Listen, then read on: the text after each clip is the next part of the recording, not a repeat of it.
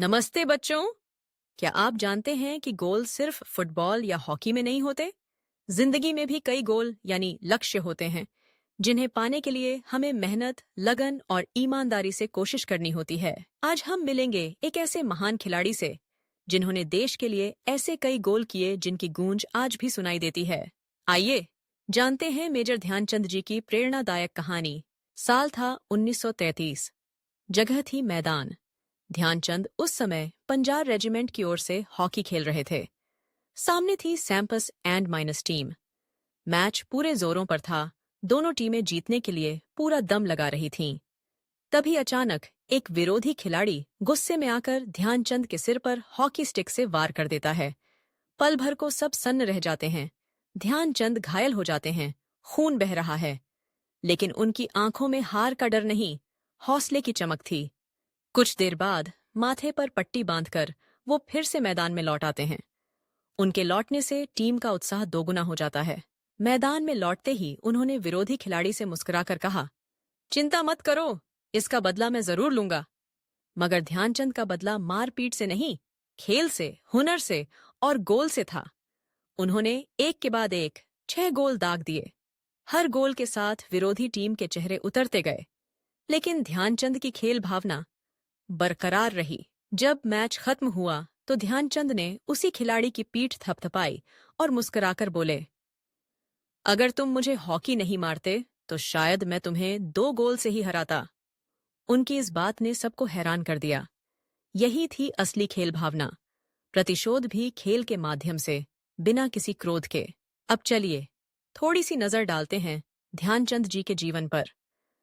उनका जन्म 1905 में प्रयागराज के एक साधारण परिवार में हुआ था।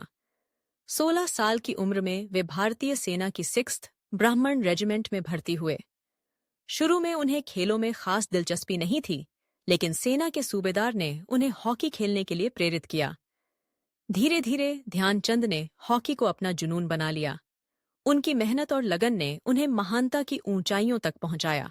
1936 में जब बर्लिन में ओलंपिक हुआ तो ध्यानचंद भारतीय हॉकी टीम के कप्तान बने। उनकी कप्तानी में भारत ने न सिर्फ स्वर्ण पदक जीता, बल्कि पूरी दुनिया में भारतीय हॉकी का डंका बजाया। जर्मन दर्शक भी उनके खेल के जादू से मंत्रमुग्ध हो गए। ध्यानचंद को हॉकी का जादूगर कहकर पुकारा जाने लगा, क्योंकि गेंद उनके स्टिक से ऐसे चिपक जाती थी मानो उसमें कोई जादू हो। लेकिन ध्यानचंद हमेशा कहते थे, सफलता का कोई जादुई मंत्र नहीं है, मेहनत, अभ्यास और टीम भावना, यही असली मंत्र है। ध्यानचंद का खेल सिर्फ अपने लिए नहीं था। वे हमेशा चाहते थे कि टीम के साथी भी चमकें। कई बार बेहतर मौका होने पर भी वे खुद गोल न करके पास दे देते थे, जिससे टीम का कोई और खिलाड़ी गोल कर सके। यही होती है सच्ची टीम भावना।